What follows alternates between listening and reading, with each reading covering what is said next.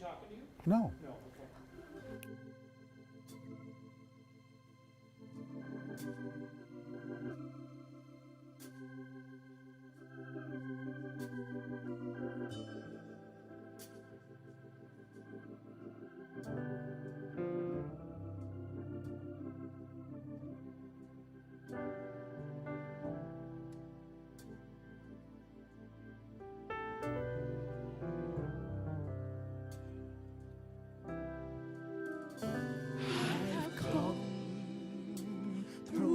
Fight, and I've been through the flood. I've been broken into pieces, seen lightning flash from above, but through it all I remember that He loves me and He cares. He'll never put more on me than I can bear.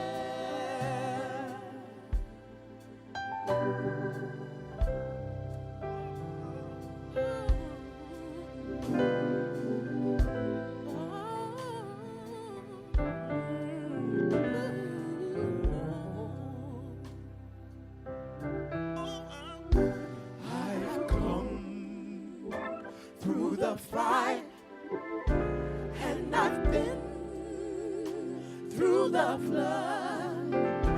I've been broken into pieces. See lightning Flash from above. But through it all, I remember that He loves me, Lord, and you can. and He cares. And He'll never put more on me than I can bear.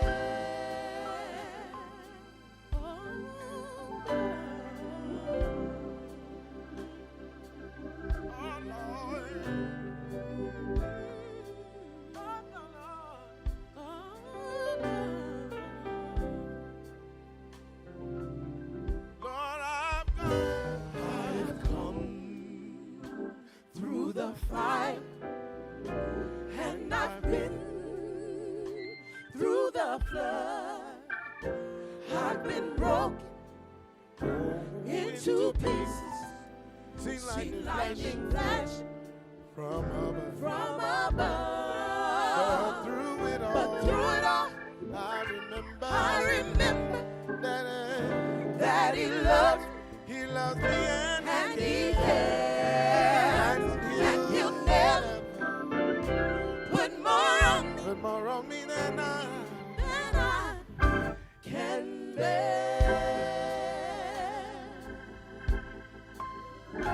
No, He'll never put more on me. Oh, no. Never put more on me. Oh, no. I never Put more on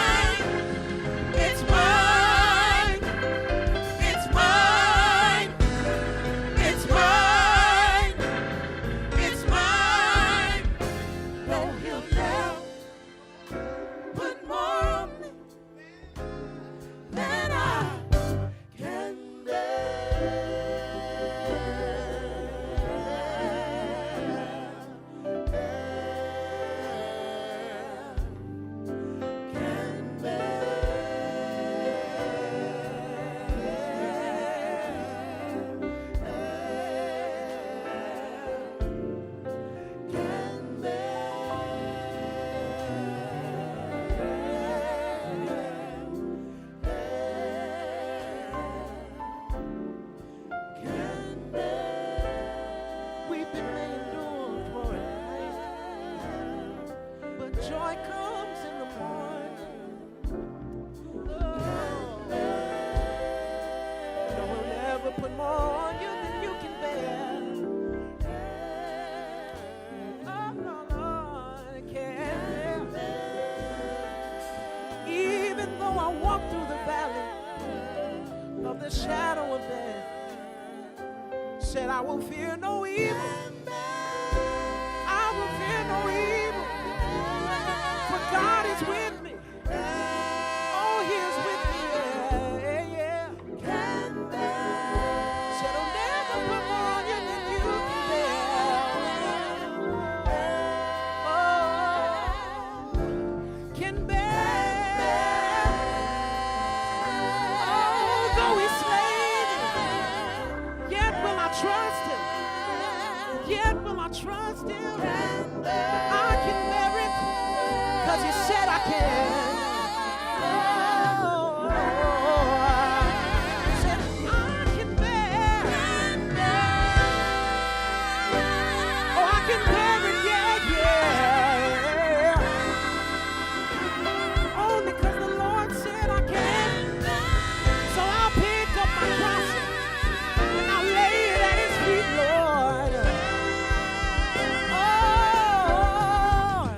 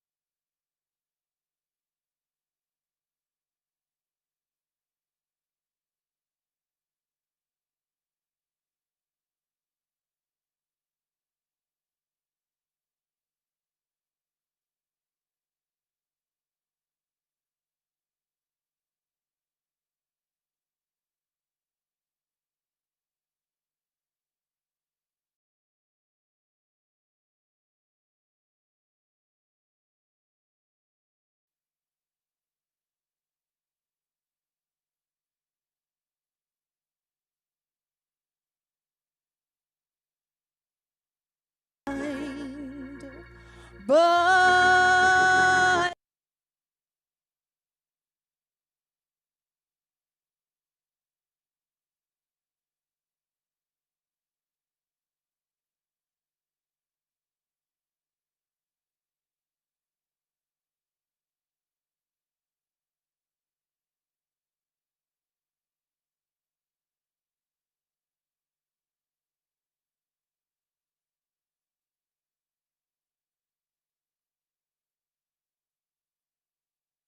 my fears relieve.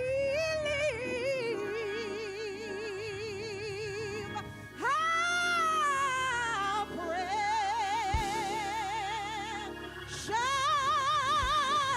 is that grace appear thee out. I first believed.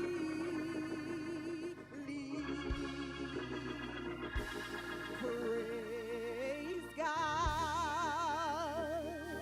Praise God. Praise God. Praise God. Oh, praise God. Praise God. Praise God. Oh, praise God. Praise God. Oh, praise God. Praise God. Isn't he worthy? Oh, praise God. Praise God. Praise God. Come on and help me. Come on, praise God. Oh, praise God. Can you wave your hand? Praise God. Praise God. Praise God. Praise God. Praise God. He's worthy to be praised. Praise. Praise God. Praise God.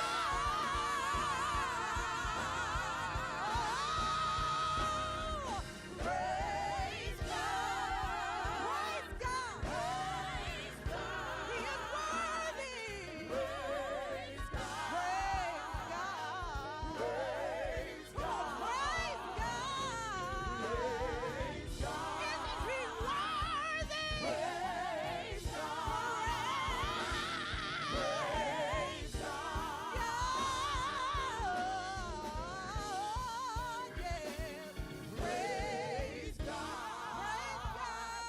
Praise God. Praise God. Praise God. Praise God. Praise God. In the midst of our pain, praise God, we're going to still praise you. Praise God.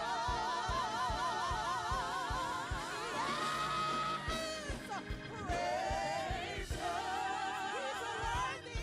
Praise God. Praise God. Praise God. Praise God.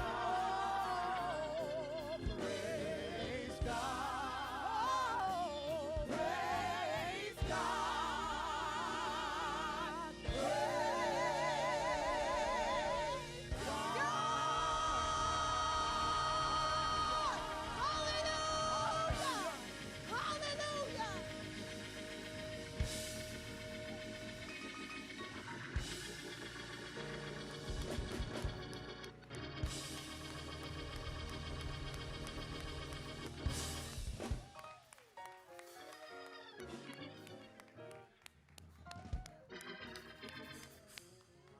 Thank you to Tawana.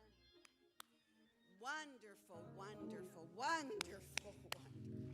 Yes, yes. Thank you, thank you, thank you. We're going to have the opportunity now to hear in just a moment from loved ones, friends, and family of George Floyd. But before that, I would like to welcome to the podium Attorney Benjamin Crump for his remarks. Would you please welcome him? Thank you.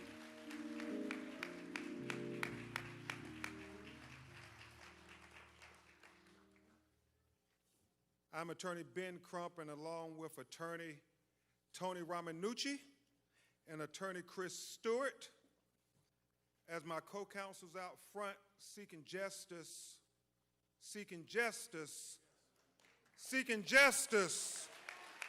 for the family of George Floyd, along with a lot of other great attorneys who are working in the background, who I will mention briefly before we bring up the ones who knew George Floyd all of his life. I want to thank lawyers towing in the vineyards like Devin Jacob, Chris O'Neill, Lee Merritt, Darrell Parks, Jasmine Rand, Bill Pentas, and Carol Powell Lexon, because you may see Tony and Chris and I, but it's a whole team of lawyers who are working, because it's going to take a united effort fighting in the courtroom and outside the courtroom to get justice for George Floyd.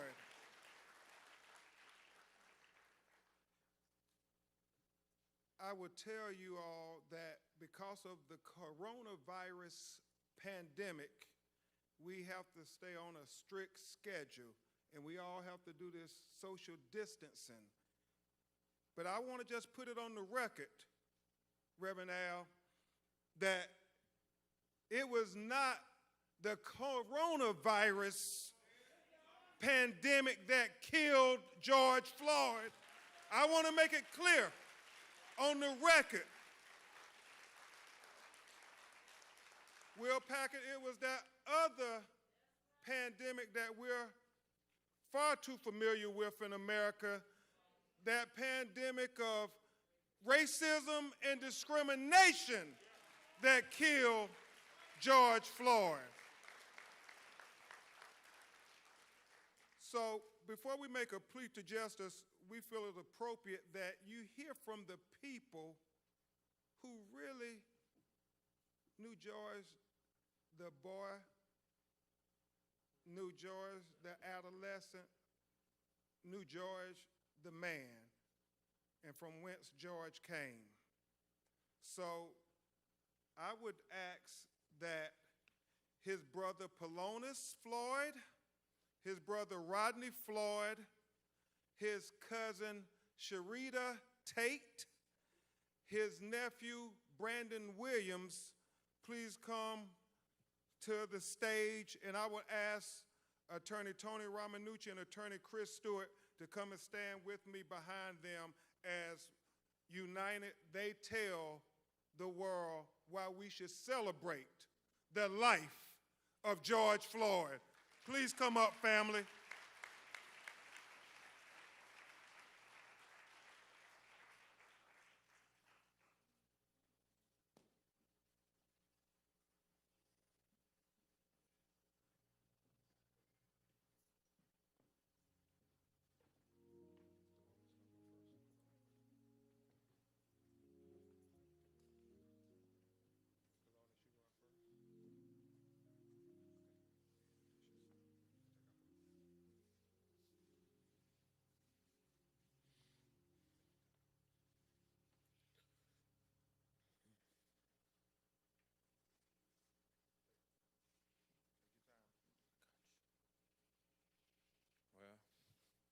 How y'all doing first? My name is Polonus Floyd, brother of George Floyd. Wow. We come up together. We didn't have much. Our mom did what she could. We would sleep in the same beds, play video games together, go outside and, play catch with the football. And I used to say to myself, like, man, you can't throw. You can't throw at all. You know what I mean? because the ball never came to me. And years down the line, because I was catching with one hand, two hands, any way you threw it, I started being able to catch it. He said, I can throw, but I just wanted you to go get the ball. The ball don't need to come to you. You need to go get the ball. But, you know, my brother, we did a lot of things together, from like talking with my mom, dancing with my mom, cooking with our mom, brothers and sisters. Man, so much. We made banana mayonnaise sandwiches together, you know. It was a family thing, you know. Every day, we know when we come in the house, our mom was gonna have a huge plate of food separate from each other, and we would sit there and argue with each other who plate it was, and I'm like in like 10 or 11, I'm talking about the plate with 6 pieces of chicken is mine, and he way bigger than me. You know what I mean? He's huge. So, man, from that, being in the house with my brother, man, it was just like inspiring to other people, because my mom used to take in other kids, and most of them was George's friends, and they wanted to stay with her. They loved her, you know, and my brother, he was okay with it. So then you had 3, to me, they were grown then, because they kicked me out the room. They were 3 men, like 16, 17, they grown, sleeping in the same bed, waking up, going to the same school. And they wouldn't leave each other at all. They always wanted to be with each other at all times. I remember nights when the day before school, we didn't have a washing machine. So we would all go in and put our socks and underwear in a bathroom sink and just start washing them. If we didn't have detergent, we would use soap, but we would wash it. We were gonna be clean. We were gonna be clean. So we would literally, right after that, we would take the socks and hang them over the hot water heater.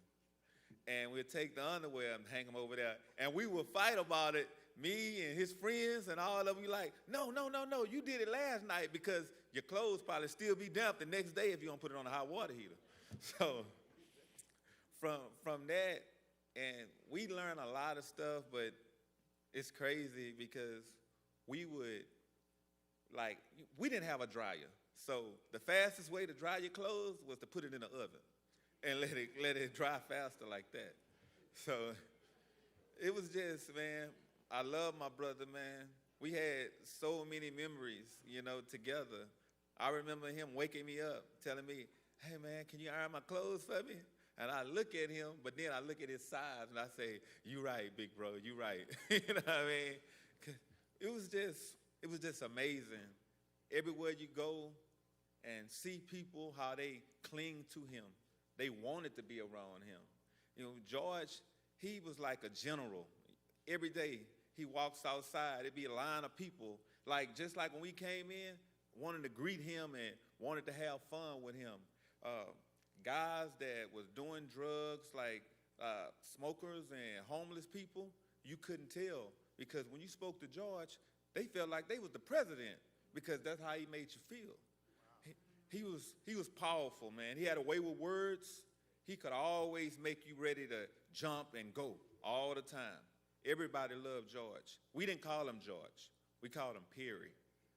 If you called him Perry, you knew him direct, you know what I mean? Because George was the name, everybody called him Big George, Big Floyd, you know, Georgie Porgy. He had so many different names. But I'm going to go ahead and let. Go ahead. I'm not stopping you. Go ahead. I'm just, man, it's crazy, man.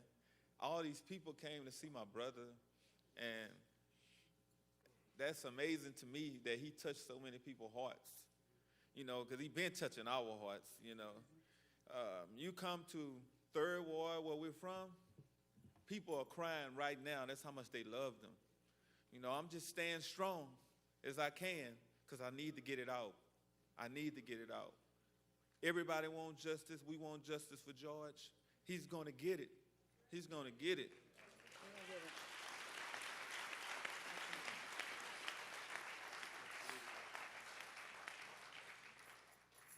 Good afternoon, everyone. I'm just going to echo some of the things that Falon has talked about, and that is that we come from a long line of large family members. Our mothers were siblings of 13, and if I can kind of fast forward a little bit, my aunt she lived in Houston, and she would always talk about being there, not having any of the siblings close to her. So my mother decided to move to the Houston area back early 80, 81. And so we came to Houston, and we were all excited that we could have somebody close to us, because the only time we really would see each other is like during the holidays or when people would travel to visit my grandmother. Long story short, I mean, we didn't have a whole lot, but we always had each other.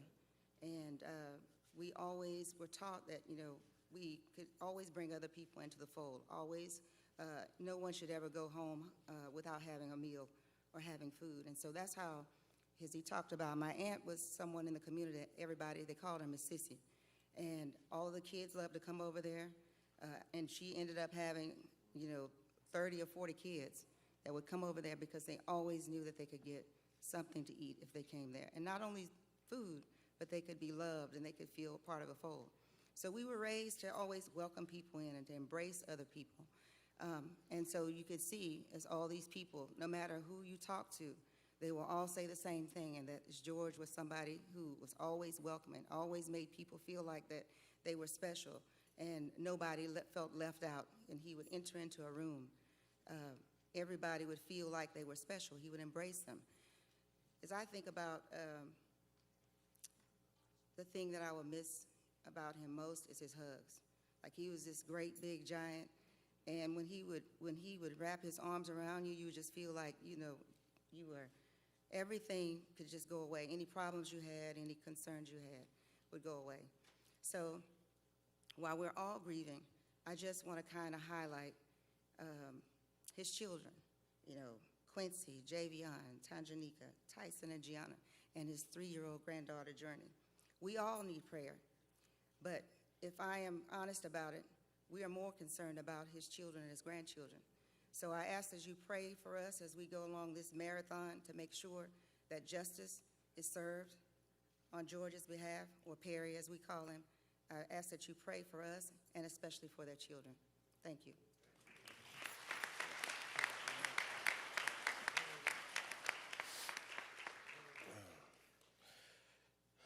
How y'all doing?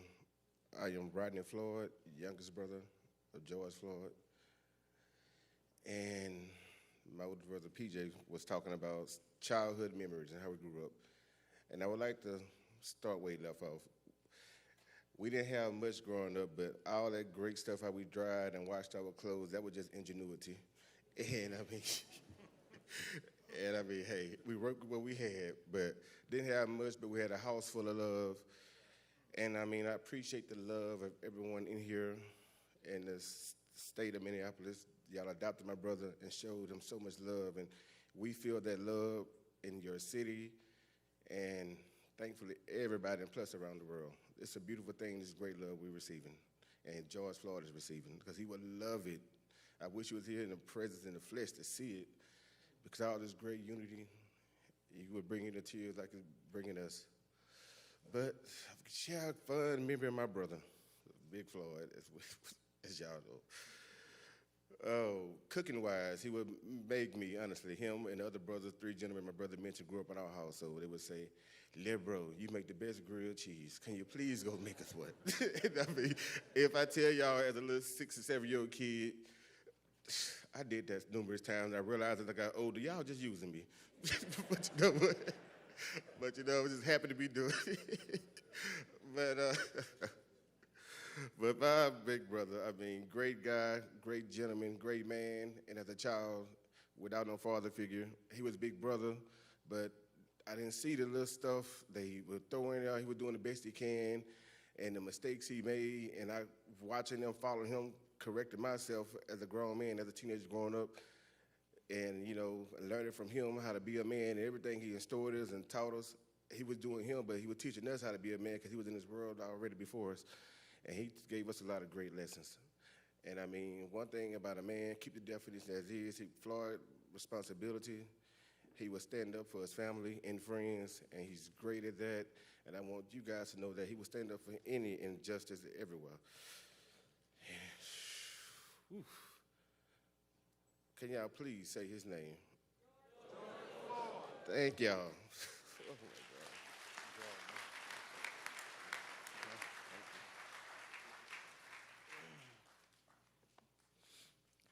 I'm Brandon Williams, George's nephew. I call him Perry. You know, we happen to share the same middle name for some reason. My mama wanted to name all of us after some of her siblings, and coincidentally, I ended up with George. Growing up, I mean, I'm a lot younger than them, but my grandmother raised me. I didn't have a father figure present in my life, so I grew up in the same house with them. And, you know, my uncles were more of a father figure in my life. And with Perry being the alpha male, you know, I gravitated to him.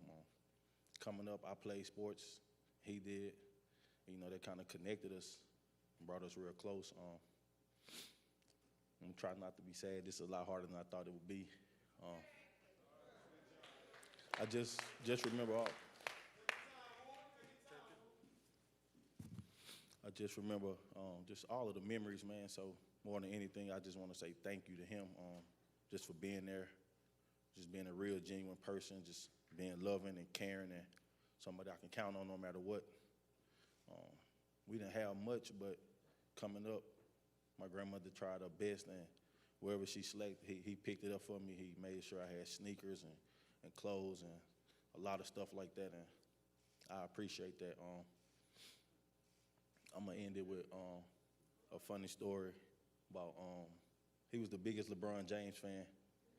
And I remember, I don't know if you guys are familiar with the NBA, but when the Cavaliers, they came back on the Golden State Warriors in the finals, and I remember the very first phone call, and I told him, "Unc, man, you too happy. You sound like you won a championship." And we laughed about it, and, you know, he said, "Man, you know how I feel about LeBron. I did win a championship." So, and every time we would talk, you know, I asked him, like, "Hey, how you doing, man? You good?" And he said, "I feel like I won a championship." And that kind of stuck. It was just this inside thing we had. So I know with him being the strong person he was and seeing everybody come together and just rally around him and extend all of the love and support to our family. And, man, we thankful and grateful. And I know more than anything, with everybody grieving and hurting, he would want us to feel like we won a championship. So I'll end on that note. Thank y'all.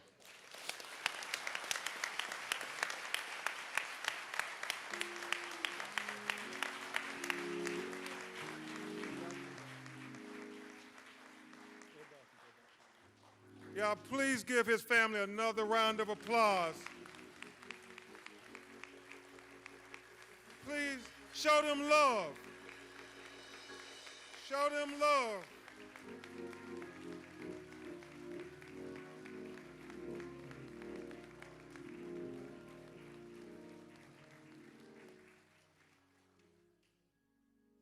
Thank you all so much for bearing your hearts. If we learned one thing, the Floyd boys like to eat.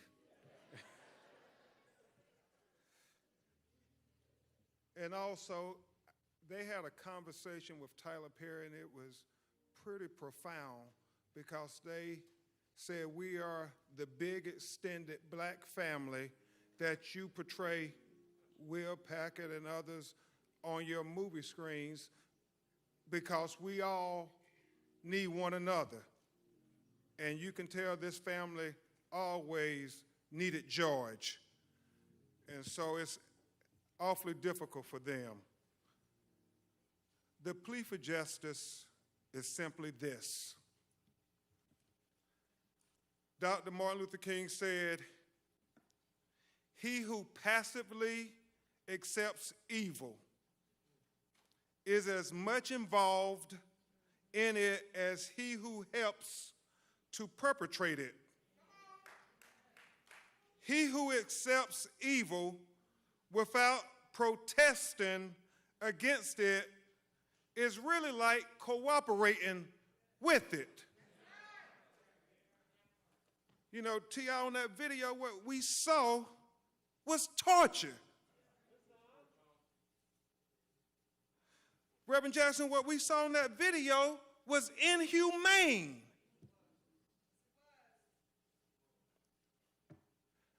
Martin III, what we saw in that video was evil. And so America, we proclaim as we memorialize George Floyd, do not cooperate with evil. Protest against evil. Join the young people in the streets protesting against the evil, the inhumane, the torture that they witnessed on that video. We cannot cooperate with evil.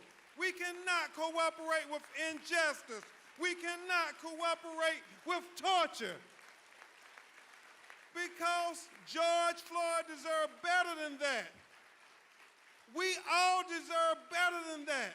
His family deserved better than that. His children deserve better than that.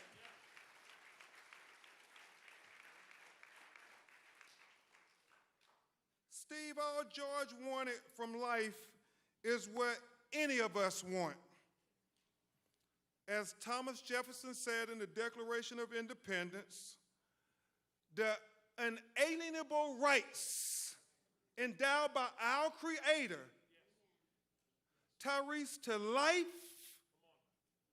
liberty, and the pursuit to be happy on this earth. That's all George was asking for, like any and all of us. But he was denied those rights. And we will seek justice in his name. We will all, united as a people who are God's children, seek justice in his name. But beyond the specific justice, in his case, Chris, the prosecution of the 4 individuals who deprived George of his life, we seek a broader, more transformative justice. Reverend Al, a more just system of policing. Kevin, a more just treatment of people of color. Chris, a more just criminal justice system. In essence, what we are endeavoring to do, Brandon, is what my personal hero, Thurgood Marshall, said. Make the Constitution real for all Americans. You see, Justice Marshall said the basis of the Constitution is simply this, that a black baby born to a black mother, the most uneducated black mother, the most inarticulate black mother, the most impoverished black mother, has the same exact rights as a white baby born to a white mother, the most educated white mother, the most articulate white mother, has the most affluent white mother, just by virtue of that baby drawing its first breath as an American. Now, Justice Marshall said, Reverend Jackson, I know that's not the case in America today, but I challenge anybody to say, Tony, that's not the goal we're fighting for. He said, I challenge anybody to say, that's not what makes America the great beacon of hope and justice for all the world to marvel. So when we fight for the George Floyds of the world, but more importantly, when we fight for the unknown George Floyds of the world, when we fight for the Trayvon Martins of the world, when we fight for the Terrence Crutches of the world, when we fight for the Michael Browns of the world, when we fight for the Alton Sterlings of the world, when we fight for the Philando Castillos of the world, when we fight for the Jamar Clarks of the world, when we fight for the Eric Gardners of the world, when we fight for the Sandra Blands of the world, when we fight for the Ahmaud Arbery's of the world, when we fight for the Breonna Taylors of the world, when we fight for the Natasha McKinney's of the world, when we fight for the Stephon Clarks of the world, when we fight for the least of these, what we are really doing is helping America live up to its creed. What we're really doing is helping America be the great beacon of hope and justice for all the world to marvel. But most importantly, brothers and sisters, what we are doing is helping America be America for all Americans.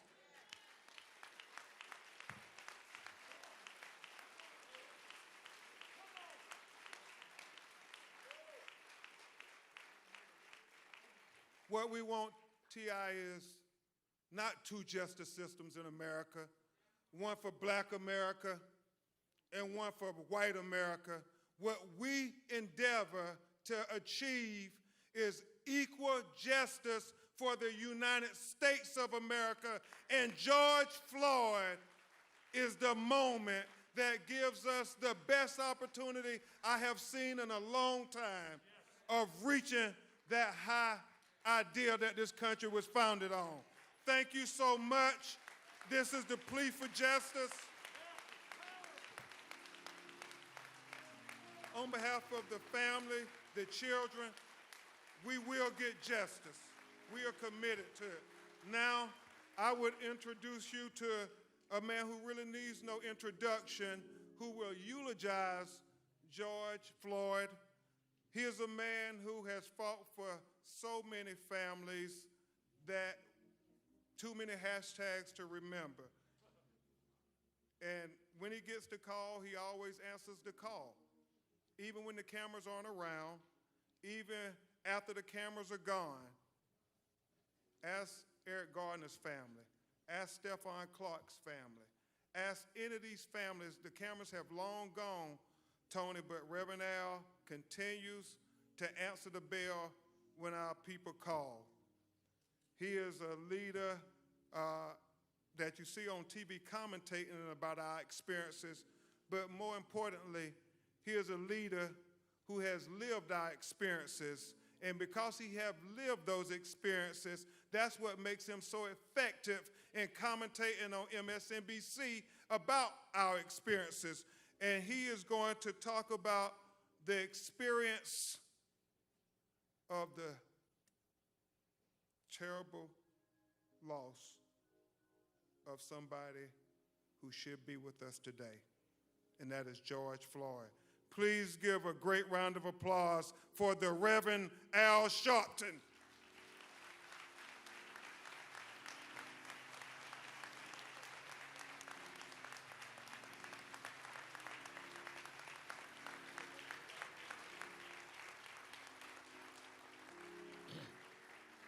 Thank you.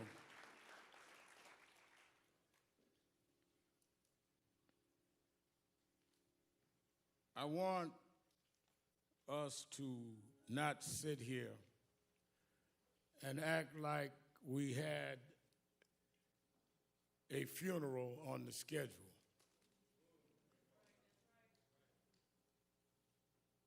George Floyd should not be among the deceased. He did not die of common health conditions. He died of a common American criminal justice malfunction. He died because of there has not been the corrective behavior that has taught this country that if you commit a crime, it does not matter whether you wear blue jeans or a blue uniform, you must pay for the crime you commit.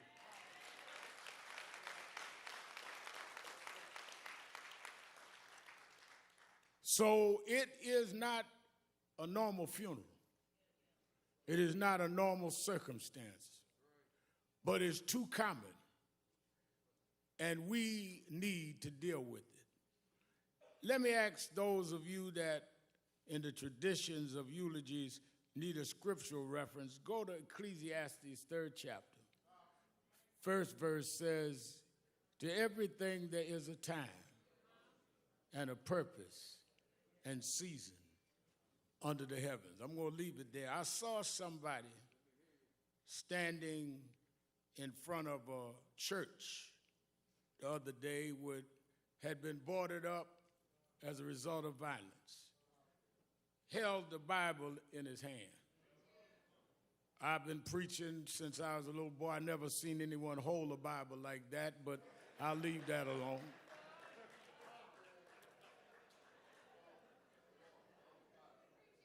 But since he held the Bible, if he's watching us today, I would like him to open that Bible.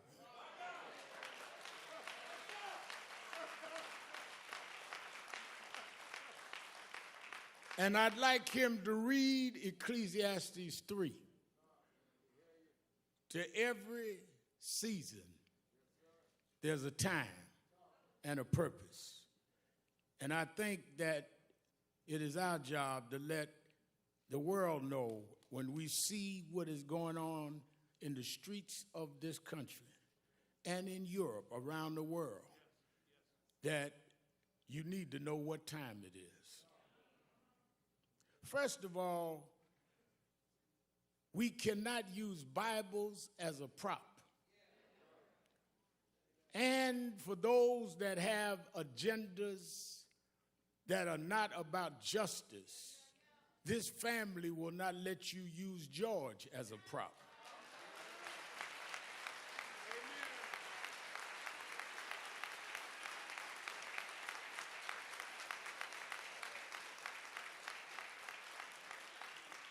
If you want to get your stuff off, don't use him. Let us stand for what is right. Because when I got the call from Attorney Crump, and usually when he calls me, it's not to find out how I'm doing. It's usually because something happened that he wants National Action Network and I to get involved. And he explained to me what was happening with this case. And I'd already heard about it in the media. And immediately I said, well, let me know what you want me to do. He said, whatever you need to do. One of the things, Martin, that I've always had to deal with is critics would say, all Al Sharpton wants is publicity. Well, that's exactly what I want. Because nobody calls me to keep a secret. People call me to blow up issues that nobody else will deal with. I'm the blow up man, and I don't apologize for that. Because you get away too much with hiding things. Honey has talked about y'all putting clothes in the oven to have your clothes dried. Well, I didn't grow up in the third world, but I grew up in Third Ward. I grew up in Brownsville, and we had roaches. Now, I know Kevin Hart and some of the rich Hollywood folk here don't know what roaches are, but we had roaches, ludicrous. And one thing I found out about roaches is that if you keep the light off